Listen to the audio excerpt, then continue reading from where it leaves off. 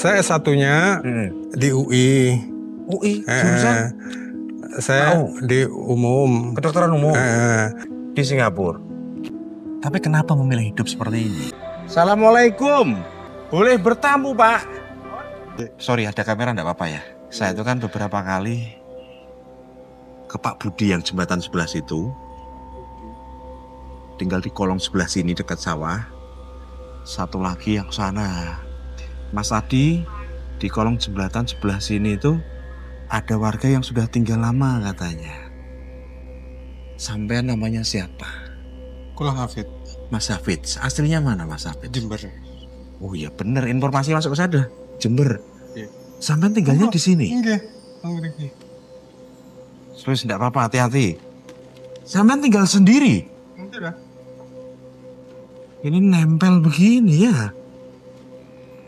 Aku gak ngeri, Pak. Oke.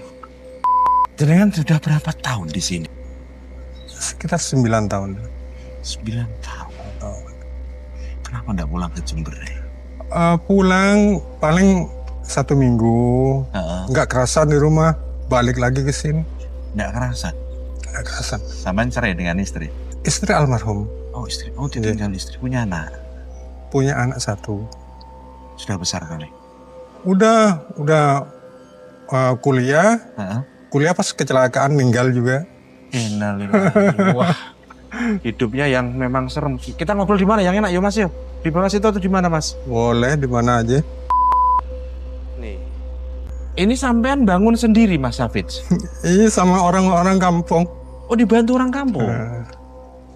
Saya tuh dapat kabar sampean sering dikasih makan tapi apa namanya? Gimana ceritanya Biye? Itu kan ada tampar di situ. Ada tampar. Kalau ada orang yang ngirim dikerek. Lu sama enggak pernah keluar dari sini? Ya paling sini Katilangu, habis zikir pulang lagi ke sini. Itu aja. Setiap harinya begitu. Dari sini ke Masjid Katilangu, ke makam Sunan Kalijaga. Balik lagi sini. Habis itu jam 2, kadang jam 3 baru pulang. Jam 3 subuh. Iktikaf di sana, terus balik lagi. Makan sampai dikasih orang. Sampai tahu siapa yang ngasih itu? Ya kalau cuman orang 2 yang tahu, tapi biasanya itu gantian orang-orang. Mereka yang ngasih makan orang mana? Kebanyakan keluarga Katilangu. Dari Katilangu. Jadi dari jembatan itu mereka ngasihnya. Dari jembatan loh, Cah. Di jembatan pinggir jalan itu? Ini kan ada tampar itu. Mana tamparnya? Oh iya. Oh. Sebentar Mas Hafid. Nih. Jadi ini ya Mas ya. Ditali dari atas, diturunin. Ada suaranya? Ada. Ono kerincing-kerincing gitu? Sebagai tanda ya. Kalau ada suara sampean ke sini ngambil. Gitu ya. Selama 9 tahun seperti itu? 9 tahun. Tapi kadang sampean masak juga? Itu biasanya anak-anak jalan itu. Musafir kadang kan mampir ke sini. Pada datang ke sini mampir. Gitu. Masak di sini? Masak. Juga istirahat di sini juga kadang? Enggak. Hanya mampir makan aja? Mampir habis itu kalau saya nyiapin beras. Oh ada beras di sini? Saya nyiapin beras, mie. Kalau anak-anak mampir itu masak ODW gitu. Udah masak, mereka habis makan pergi lagi. Nggak pernah banjir ini? Banjir. Sering Banjir paling ya sampai situ. Kalau banjir sampai nggak takut Mas? Enggak itu? Nggak sama sekali? Nggak takut kelem, kenter gitu? Enggak lah. Allahu Akbar. Gini ya suasananya. Saman kadang juga mancing juga? Mancing. Nyari ikan enggak? Iya mancing kan. Oh mancing. Itu tempat sampai mandi di situ? Sampai mandi nggak kelihatan orang? Nggak kelihatan. Aman ya? Aman. Masih punya keluarga besar di Jember? Masih adik-adik. Saya ini anak tunggal. Cuman adik angkat itu ada 3. Sekolah sampai kelas berapa? Kuliah? Ya alhamdulillah dulu. Sarjana apa? Saya di kesehatan. Dokter? Sampai dokter? Dulunya. FKU mana? Saya di Singapura. Saya di Singapura dulu. Wih, seru ini kita. Monggo merokok. Tuh yang rokok iki? Enggak apa-apa. Yang penting ada asapnya. Yang penting ada asapnya. Ini tak pinjemin korek, ini korek Subandi itu. Sampai kuliah S1 kedokterannya di Singapura? Saya dulu enggak. Saya S1-nya di apa namanya? Di UI. UI? Jurusan? Saya di umum. Kedokteran umum? Habis itu saya kuliah lagi. Saya nikah. Kebetulan istri saya juga dokter? Orang Cianjur situ. Pas saya kuliah lagi, saya ngambil THT waktu itu. Spesialis THT? Di Singapura? Setelah itu saya bosan. Bosan wes. Udah, saya ke Italia. Nggak pulang-pulang saya di Italia. Di Italia saya 4 tahun ya. Di mana itu? Di Italinya? Di Milan. Saya di situ selama 3 tahun. Pulang, saya lepas. Kerjaan saya lepas. Saya nelatenin ini apotek waktu itu. Akhirnya buka apotek di Jember. Di Jember. Istri ikut? Iya ikut ke Jember. Wah ini kita seru ngobrolnya ya. Aku penasaran nih. Sampean berlatar belakang pendidikannya. Karena kelihatan banget dari tutur kata sampean. Tapi kenapa memilih hidup seperti ini? Lebih tenang rasanya. Sampean sudah mematikan hasrat hidupmu kah? Kalau mematikan hasrat sih enggak, saya masih butuh makan. Dan juga masih butuh apa namanya macam-macam juga. Kalau untuk mematikan enggak bisa, manusia itu enggak bisa. Cuman berusaha. Oke. Peristiwa apa yang menjadi titik balik sampai berubah 180 derajat? Setelah meninggalnya istri? Istri meninggal, habis itu pas anak kuliah ya. Anak kuliah mau wisuda. Anak kuliah di Jerman waktu itu. Anak kuliah di Jerman, pulang ke Indonesia. Belum sampai ke rumah kecelakaan. Sudah turun dari bandara, perjalanan mau ke rumah. Kecelakaan dan meninggal di tempat. Nah dari situ saya frustasi. Ini gimana caranya? Dari situ udah kurang. Kebetulan di rumah juga ada yayasan. Oke.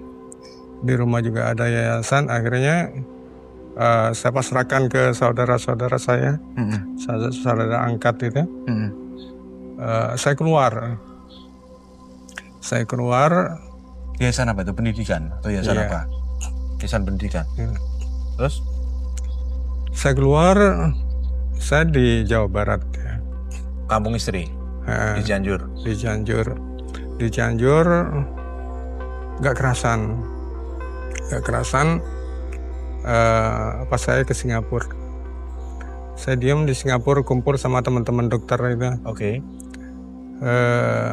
Habis itu, saya pulang lagi ke Indonesia. Pas saya dapat ini. Nang, awakmu nang omahku. Dapat apa? Dapat ilham, dapat bisikan, atau dapat apa? Ada orang yang datang atau lewat mimpi? Kalau mimpi sih enggak ya. Saya waktu antara itu sadar gitu ya? Padahal saya masih pegang Al-Quran waktu itu. Oke. Saya pegang Al-Quran. Ada suara, Assalamualaikum. Waalaikumsalam. Siapa ini ya? eh, saya jawab salamnya itu ada bayangan nang kue nang omahku wae gitu. Oke. Dengan pundi aku Katilangu. Oke. Waktu itu sampai masih di Jawa Barat? Enggak, di Jember. Di Jember. Pulang dari Singapura ya? Pulang dari Singapura. Awakmu nang omahku wae. Dengan pundi aku Katilangu. Oke. Sosok itu sampean jelas atau samar? Samar ya. Samar ya. Samar. Bajunya? Kalau bajunya ya yang saya anu itu belangkon aja. Oh, belangkon ya. Oke.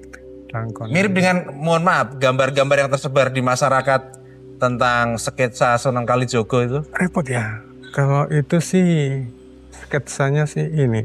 Soalnya kadang sering berubah-ubah. Oh, oke. Tapi pakai belangkon. Pakai belangkon. Kalau yang tetap itu pakai belangkon sama nggak ada yang ini. Jempolnya nggak ada. Itu beberapa kali. Sering kalau saya lagi mumet gitu ya. Oke. Saya lagi udah suntuk. Muncul rasa dipikir. Oke. Itu aja. Terus kemudian yang membuat Anda bergerak dari Jember sampai Demak, Katilangu, karena itu? Enggak, sebelumnya sih memang sudah ada niatan saya untuk keluar dari segala hal yang berkaitan di duniawi. Lebih mendekatkan diriku pada yang kuasa gitu ya. Kalau aku masih di sini nggak bisa di tempat-tempat yang banyak teman-teman nggak bisa gitu ya. Artinya saya berangkat, saya pamit ke keluarga, ke adik-adik saya. Aku titip yayasan iki kelola sing apik. Akhirnya saya berangkat. Saya ke Katilangu. Dari Jember tujuan memang Katilangu ya? Katilangu. Nyampe Katilangu. Pas saya di ini. Awakmu nang Raden Fatah. Oh, oke. Setagung. Ke Raden Fatah saya 7 hari. Balik lagi ke Katilangu. Wes rasa nang dindi nang kene wae. Sosok itu selalu memberikan perintah begitu ya. Dengan face-nya, lenggak-lenggok gesturnya, dialeknya di dalam menyampaikan pesan kesampaian sama, cenderung sama orang. Sama. Iya ini. Mohon maaf Mas Hafid. Sampean lulus KUUI tahun berapa? Saya dulu itu boleh dikatakan paling cerdas ya. Iya, percaya aku. Percaya. Jadi saya kuliah dulu, saya S1-nya saya ambil 1 tahun 7 bulan. Esketnya itu? Esketnya. Sarjana kedokterannya. Oke. Habis itu, ya gimana ya? Udah nggak pikir gitu ya. Yang penting. Jalan masuk UI tahun berapa? Saya masuk UI itu saya kan kelahiran tahun 70 ya. 7 tahun di atas saya ini. Oh? 7 tahun di atas saya 77. 77. Kode tuane. Enggak ding, aku masih 21 tahun. Oke. Berarti sampean dulu kan nggak ada TK. Oh, oke. Ya. Dulu nggak ada berarti TK. jenengan mungkin masuk UI tahun 89-an.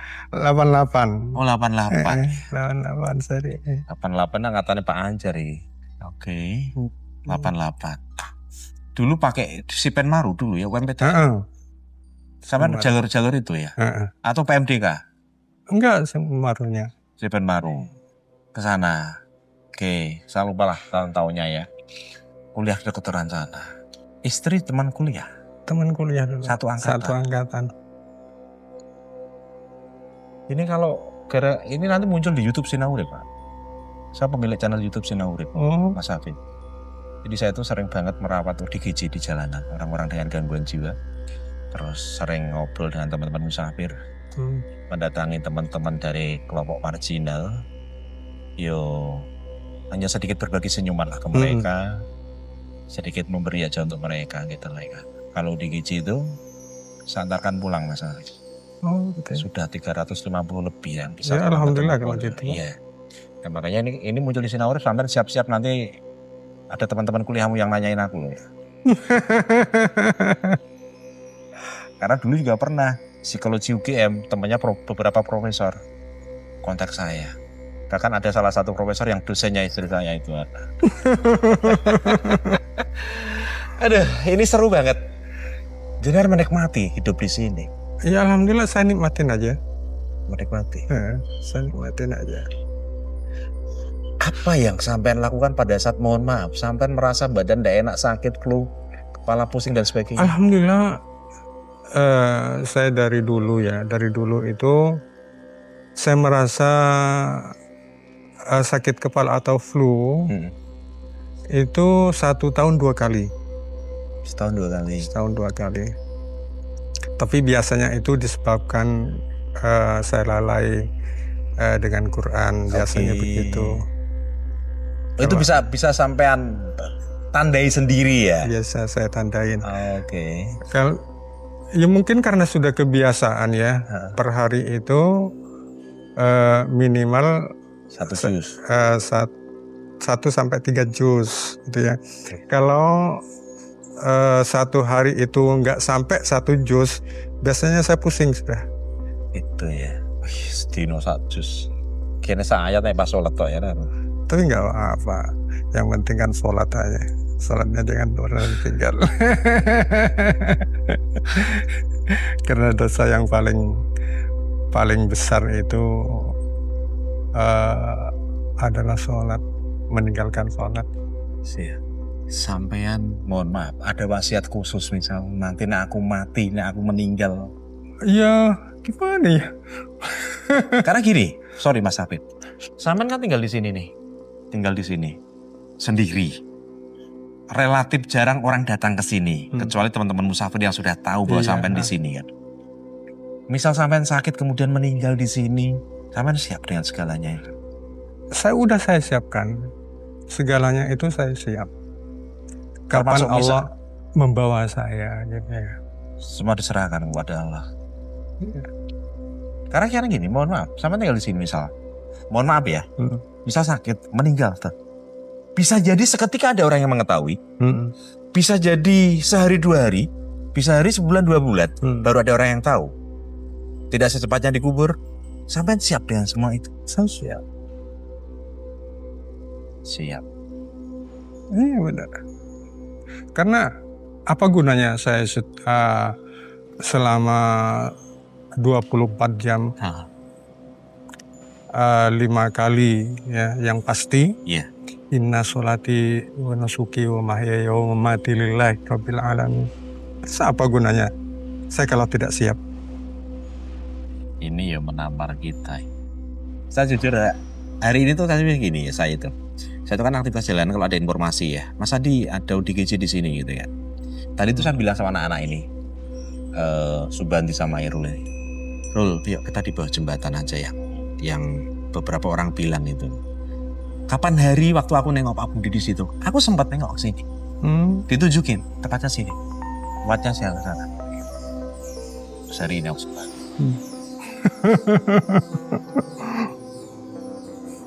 Sorry Mas Hafid, apa yang saya rasakan pada saat istrimu meninggal?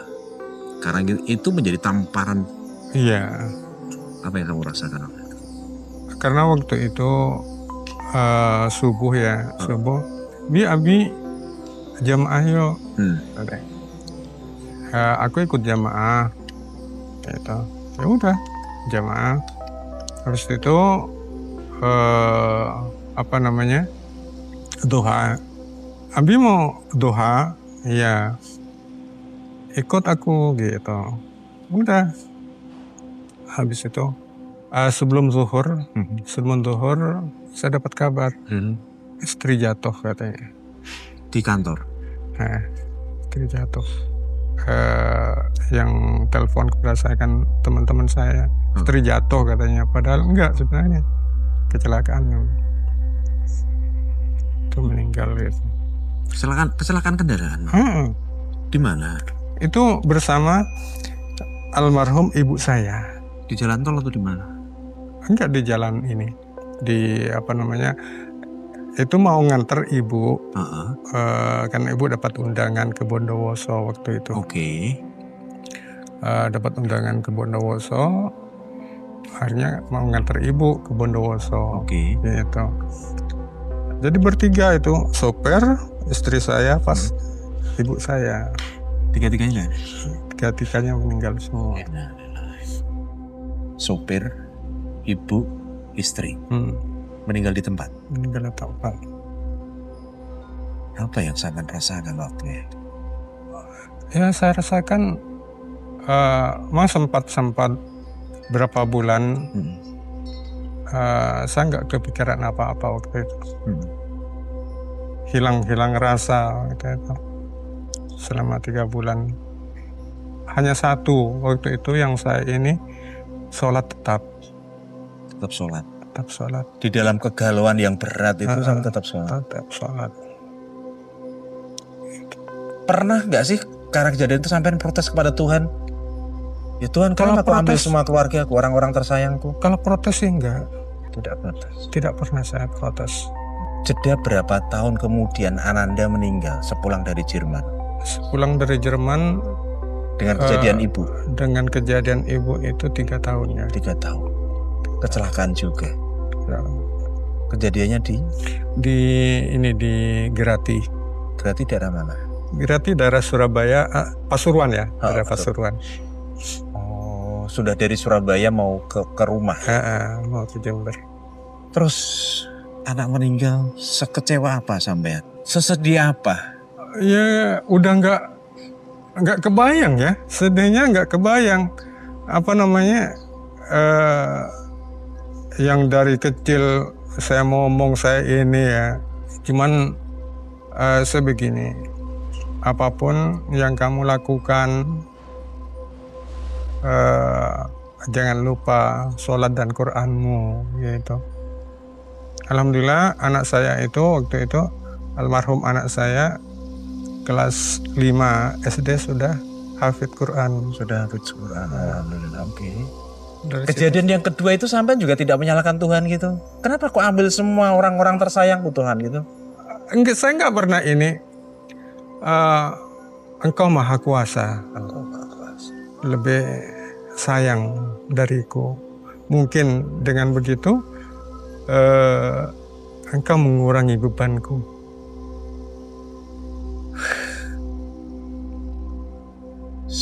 Sebuah sikap hidup yang betul-betul luar biasa ya. Saya juga tidak bisa membayangkan jika itu ada pada saya ya. Sampean tinggalkan semua yang membesarkan sampean. Hari ini tinggal di kolong jembatan dengan tanpa lampu. Terus sampean memelihara burung itu ada filosofinya tertentu? Kayak begini, waktu itu kan ada orang orang lari-lari. Bah, sabar. Kula bah. Siapa ya? Aku ora kenal. Niki kula sukani manuk. Oh ya wis. Tapi rati kurung rek aku. Iya cara niki. Mungkin lah wonten kurungan. Udah. Saya ikat waktu itu nggak punya kurungan ya. Saya ikat aja. Tapi nggak lari itu. Burung perkutut ini tuh. Sepasang. Sudah beranak. Ini sudah beberapa kali ini, tapi nggak pernah ini. Beberapa kali menetas, cuman nggak pernah ini mati terus. Oh, sudah berapa lama sampean pelihara burung ini? Udah 2 tahunan kan. 2 tahunan. Jadi beberapa kali bertelur dan menetas, tapi anaknya nggak pernah ini. Nggak pernah hidup. Nggak pernah hidup. Baik, kenapa? Nggak tahu.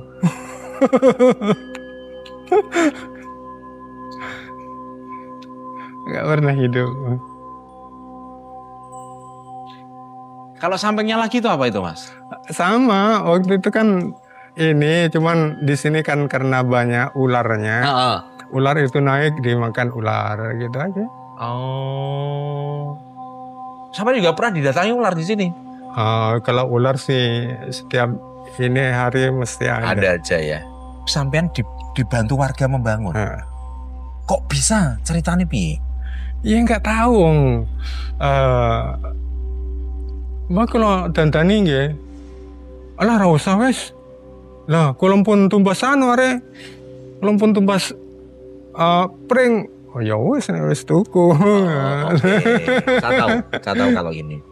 Jadi beberapa masyarakat itu mereka itu menghormati banget, mereka takzim banget dengan orang-orang yang sudah memutuskan hidup untuk dekat dengan masjid, gitu loh. Biasanya mereka takzim banget. Terus mereka datang membantu berharap keberkahan lah. Begitu ya, bisa jadi begitu ya. Ini sungai yang ini toh, Mas Hafid. Porodadinya ya, iya toh? Yang ini, ya sama. Yang ini itu? sama itu kan sama. Yang ini kan ngumpulnya di Dempet. Jadi kalau hujan deras ini ya juga airnya tinggi. Tinggi, ya sampai ke situ. Sampai sini ya. Uh-uh. Cuma di sini adem betul karena memang tinggi ya. Kalau ini jambu punya masyarakat ya. Punya masyarakat. Sekali lagi sampai nyaman tinggal di sini Mas Hafid. Ya alhamdulillah. Saya nikmatin aja. Tidak ingin kembali ke Jember. Ya paling kalau ada acara keluarga Dikabari. Ya. Oh, bawa HP sampean. HP saya mati sudah. Nah, terus ngabarinya piye? Ya paling nggak ada santri yang dari rumah itu ke sini datang. Dari santri Kadilangu sini? Atau santri mana? Santri di Jember. Sengaja datang ke sini ngabari. Tapi ini nggak tanyakan ini pondok Jembernya mana, ra usah lah. Biarlah aja semua bergerak. Satu pembelajaran buat kita semua bahwa setiap orang punya perjalanan hidup masing-masing. Iya. Kita tidak pernah menghakimi mereka karena itu sudah pilihan. Mudah-mudahan Mas Hafid tetap sehat ya Mas. Amin. Rumah saya Kudus Mas. Oh Kudus. Namaku Ade. Dulu sering orang Kudus kesini, cuman udah lama nggak pernah kesini ya. Siapa namanya ya? Banyak sih dari Kudus itu. Percaya aku. Beliau pasti didatangi oleh banyak orang yang mungkin punya masalah secara psikis atau spiritual biasa. Butuh penenangan, butuh nasihat, butuh saran. Aku percaya kalau itu bagian dari local wisdom masyarakat kita lah itu. Iya. Yes, doa terbaik ya Mas Hafid sih. Kapan-kapan aku boleh main lagi ke sini? Boleh, kapan saja. Kalau misal aku bawa kopi, kita ngopi bareng gitu. Boleh. Kalau pas nggak puasa tentu ya. Atau mungkin kalau sampai punya kelegaan hati. Rumah saya Kudus. Mas Adi Sinahurib. Dekat kota, dekat Menara. Oh, jadi kalau misal punya temen, kenalan, coba aku diantar ke rumah Mas Adi Sinahurib. Mungkin beberapa dari mereka tahu rumah saya. Mereka meninggalkan dunia yang serba ramai. Menuju tempat yang sepi demi kebahagiaan hati. Inilah pilihan hidup. Kita harus hormati, kita hargai. Mudah-mudahan Mas Hafid selalu sehat ya Mas. Amin, amin. Tenang dan damai di sini. Amin, insya Allah. Aku udah bisa ngomong kalau kayak ini ya. Beliau punya level intelektual yang berbeda dengan yang lain. Punya rasa yang beda dengan yang lain. Sekali lagi, doa terbaik saudara. Sehat selalu. Amin. Atas banget. Kapan-kapan ngopi nomahmu ya. Insya Allah. Assalamualaikum warahmatullahi wabarakatuh. Waalaikumsalam warahmatullahi wabarakatuh. Aku ada sedikit ngandung nih butuh tumbas kopi lah. Oh, ente.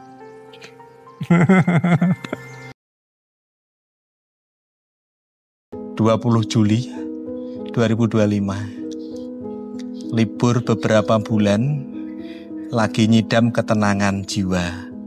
Tidak butuh ketenaran, karena hidup adalah perjalanan dari Allah menuju Allah. Gemeteran aku asli nih.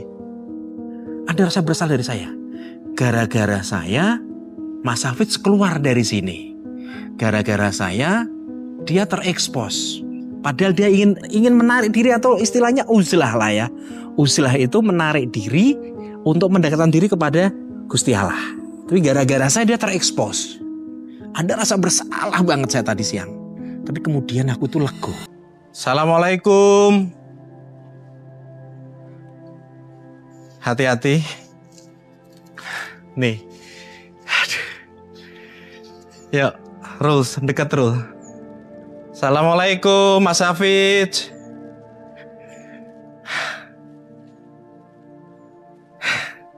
Renner. Aduh ya Allah Gusti. Deg-degan aku sumpah. Saya deg-degan. 20 Juli 2025. Libur beberapa bulan. Lagi nyidam ketenangan jiwa. Tidak butuh ketenaran. Karena hidup adalah perjalanan dari Allah menuju Allah. Gemeteran aku asli nih. Jujur teman-teman. Saya kesini itu sebetulnya untuk meyakinkan saya. Tadi itu kan saya dikirimi oleh Mbak Ngatem itu. Uang untuk belanja. Untuk keperluannya Mas Hafidz. Karena Mbak Ngatem mungkin terkesan kan. Saya belanjakan. Tetapi siang tadi saya itu juga dikirimi foto ini sebetulnya. Foto ini. Nanti kita buat klarifikasi seperti apa ya. Teman-teman. Saya bingung harus ngomong bagaimana ya. Jujur videonya kemarin tuh rame banget. Rame banget karena ada seorang dokter spesialis memutuskan tinggal di kolong jembatan. Baik, kenapa? Jujur dari awal aku sudah gak yakin pada saat dia bilang bahwa dia lulus kedokteran UI hanya 1 tahun 7 bulan. Itu saya sudah gak yakin, saya sudah ragu banget lah itu. Oke lah gitu. Oke, saya ceritakan semuanya teman-teman. Video rame. Saya dihubungi oleh banyak pihak. Dan jujur saya tuh berharap ada orang yang bilang sama saya, Mas Adi, Pak Adi saya kenal orang itu. Bla bla bla. Tapi sampai sekarang enggak. Sampai nanti ada yang DM saya. Nah, beberapa temennya yang dari FKUI hubungi saya. Pada intinya mereka prihatin, mereka berempati. Kenapa kok ada teman sejawat yang tinggal di kolong jembatan? Ada apa sebabnya? Mereka ingin cari informasi sebanyak-banyaknya. Atau juga mereka ingin cross check betul nggak sih UI gitu loh. Nanya ke saya, Mas Adi itu nama lengkapnya siapa, tanggal lahirnya berapa? Saya nggak tahu. Saya hanya tahu namanya Hafidz. Kemarin juga sempat ada salah satu direktur rumah sakit di Demak ngubungi saya.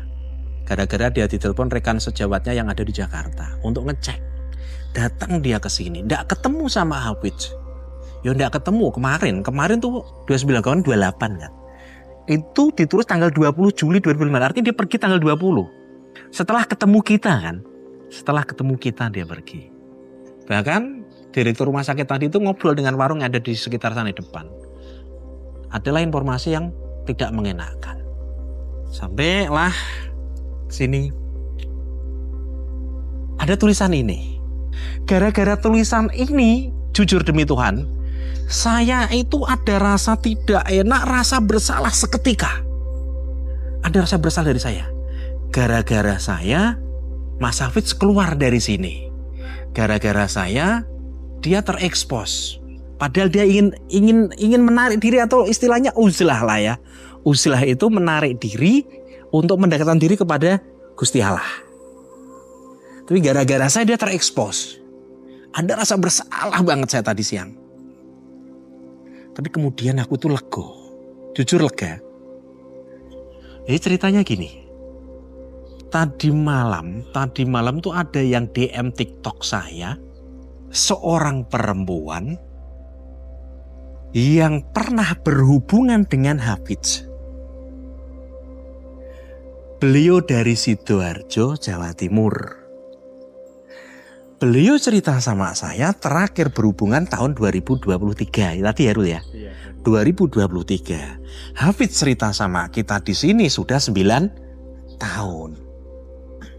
Artinya adalah pada saat dia berhubungan dengan yang Sidoarjo tadi, dia posisinya di sini. Gitu loh. Ada beberapa perbedaan cerita yang Hafidz ceritakan ke saya dan Hafidz ceritakan ke orang Sidoarjo tadi. Mana yang benar aku tidak tahu. Dan aku tidak berhak menilai, nggak berhak ini. Teman aku menyampaikan satu fakta.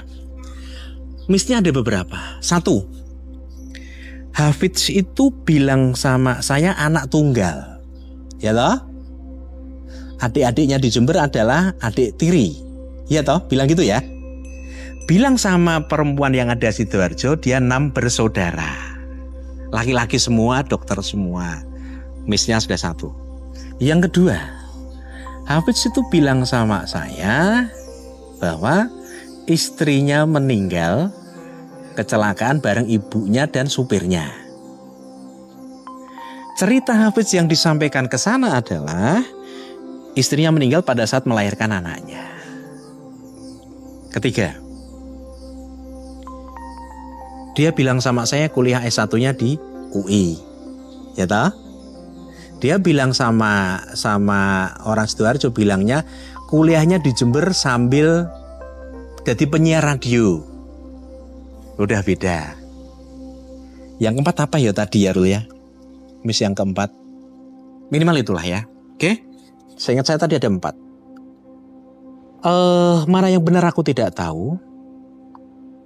Saya tidak berhak menghakimi dan menilai siapa Hafidz, benar atau salah, betulkah dia dokter atau tidak, ini juga saya tidak tahu.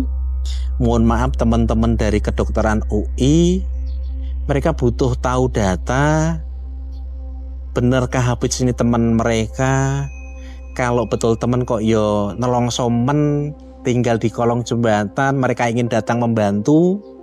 Karena kalau itu betul, ini mengingatkan kita kepada siapa? Nuh Nugraha yang ditolong oleh teman-temannya kuliah dari ITB kan, yang diselamatkan.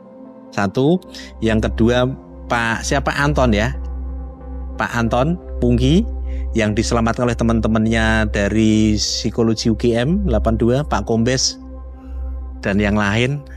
Mereka betul-betul dari sana. Yang Nuh memang dari ITB, terkonfirmasi oleh teman-temannya. Yang Pungki atau Anton betul dari psikologi UGM. Yang ini belum ada konfirmasi. Siapa yang benar? Apakah seorang wanita yang ada di Sidoarjo itu yang benar? Atau Hafidz yang cerita sama saya benar? Tapi kenapa Hafidz keluar dari sini? Teman-teman ingat kan awal saya datang ke dia? Mohon maaf saya bawa kamera. Dia menganggukkan kepala. Pas turun di bawah situ kita ngobrol, dia bilang nanti rame loh, bahkan banyak orang yang datang ke dia, ke jenengan loh, bilang gitu. Dia hanya menjawab hehehe gitu. Beliau santun, beliau sopan. Itu juga tutur katanya pada saat disampaikan ke wanita yang ada di Sidoarjo itu. Dia cerita kalau ke wanita Sidoarjo itu ngisi pengajian, tapi bisa rohnya selalu diserahkan kepada yayasan. Aduh. Mas Hafidz sampean di mana Mas? Kenapa harus pergi dari sini Mas? Ini banyak teman-teman ingin membantumu, ingin menolongmu loh Mas. Jujur, seharian itu isi otakku tuh banyak banget tentang Mas Hafidz ini. Kemarin ada salah satu takmir masjid yang ada di mana ya, lupa aku. Solo Raya lah pokoknya kayaknya.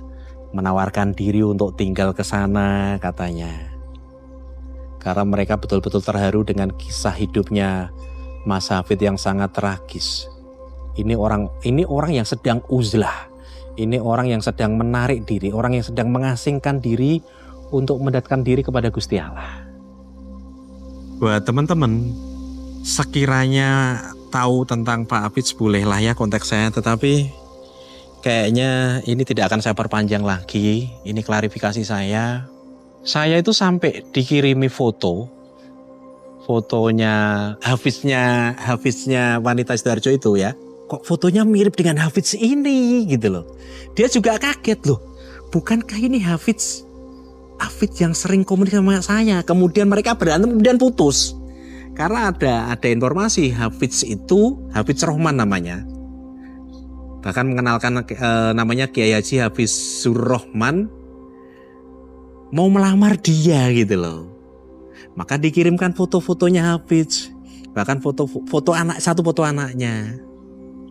Pas kirim, Mas Adi, apa ini orang yang sama ya gitu loh.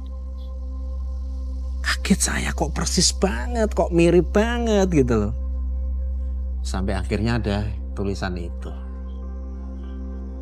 Katanya dia sedang libur beberapa bulan, lagi nyidam ketenangan jiwa, tidak butuh ketenaran. Kalimat itu luar biasa bagusnya, kalimat itu luar biasa indahnya. Gara-gara kalimat itu rasa bersalahku luar biasa teman-teman tadi itu. Mbak Ngatemi mohon maaf, Indominya, kopinya sampai dapat gelas 2 loh nih tadi. Rokoknya tak bawa pulang dulu ya. Nanti tergantung jenengan mengamanahkan buat siapa nanti. Apapun yang terjadi pada Hafiz, di mana dia kuliah dulu, biarlah ini tetap menjadi misteri. Siapapun dia, biarlah juga tetap menjadi misteri. Saya tidak akan menilai dia, tidak akan menghakimi dia. Cuman fakta yang saya tahu adalah cerita dia ke saya seperti itu. Ada beberapa cerita yang tidak masuk akal, yaitu kuliah kedokteran hanya 1 tahun 7 bulan. Itu fix tidak masuk akal. Dan ada versi lain dari seorang wanita yang ada di Sidoarjo yang ternyata dia ingin melamar dan menikahinya.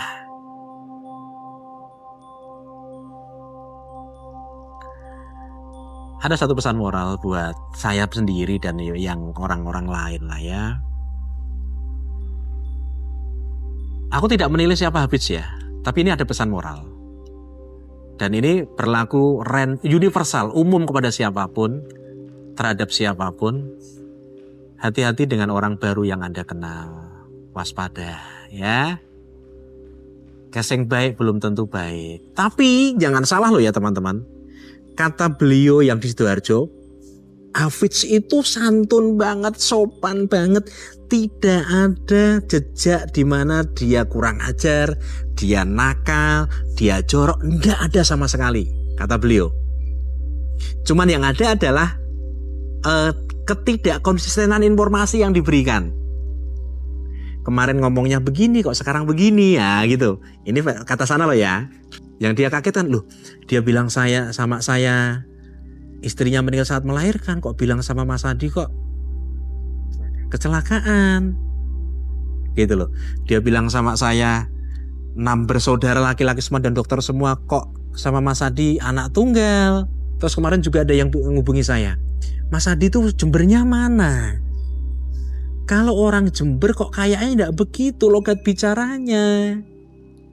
Mungkin juga Jember bagian utara, kalau selatan fix tidak begitu.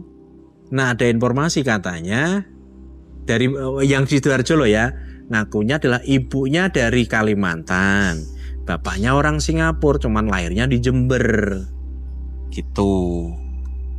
Jujur demi Tuhan, otak saya traveling kemana-mana gini. Apa begini, apa begini, apa begini, apa begitu, apa begini, apa begitu gitu loh ya. Mas Hafiz itu tutur katanya sopan, santun, tenang, runut. Bahkan mohon maaf, Hafiznya versi yang Sidoarjo itu, dia sering kirim suara ngajinya loh ya. Sampai tadi saya kejar, bagaimana ceritanya ibu dapat nomornya Hafiz gitu loh. Bisa saling bertukar nomor gitu loh. Piye ngene iki? Piye Rul, enak Rul? Bagaimana teman-teman? Ada ide, sarankah buat saya? Jujur saya tuh tidak ingin mempermalukan orang loh. Apapun latar belakang dan apapun alasannya tidak ingin. Tapi saya juga tidak ingin menjerumuskan orang lain juga. Saya datang ke sini tuh awalnya karena kan saya diberitahu kan. Ada orang yang sudah lama tinggal di kolong jembatan. Pak Bas yang ngasih tahu dulu, Pak Budi ngasih tahu.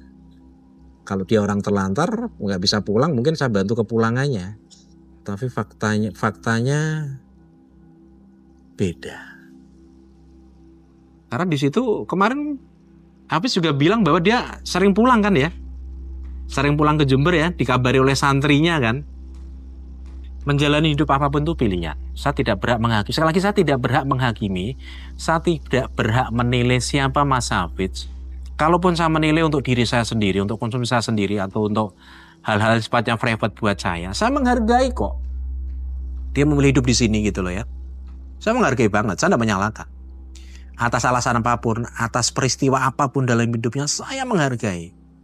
Kenapa saya datangi mereka-mereka kelompok marginal? Ya, saya ingin membantu mereka dengan kemampuan saya. Mohon maaf, kadang saya ngasih uang 100 ribu, 200 ribu. Atau sembako semampu saya. Kemudian ada teman-teman Sinaur, penonton Sinaur yang ingin bantu. Ya begitu. Ingin bantu mereka. Kalau pengen pulang, kita pasti pulang. Sampai hari ini loh, sudah ada 350 orang ODGJ dan orang terlantar yang bisa pulang ketemu keluarganya setelah ada di Sinaurin. Tuh lihat. Bro, itu ada air, ada roti. Ada orang yang ingin mengunjungi Hafiz, kesini tidak ketemu, maka itu ditaruh di sini. Bahkan orang-orang kita sangat baik dengan para pejalan kaki, dengan para musafir, dengan orang-orang di jalan lah. ODGJ, orang-orang kita ini baik-baik. Sering kasih makan, kasih minum, kasih uang gitu loh kan. Karena mereka, kita percaya memberi mereka itu rezeki kita juga bisa berlipat ganda gitu loh. Oke teman-teman, gitu ya klarifikasinya. Hafiz sudah tidak ada di kolong jembatan. Dia pergi meninggalkan kolong sejak tanggal 20 bulan Juli 2025, yaitu setelah ketemu kita. Benarkah dia dokter? Benarkah UI? Saya tidak bisa menyimpulkan.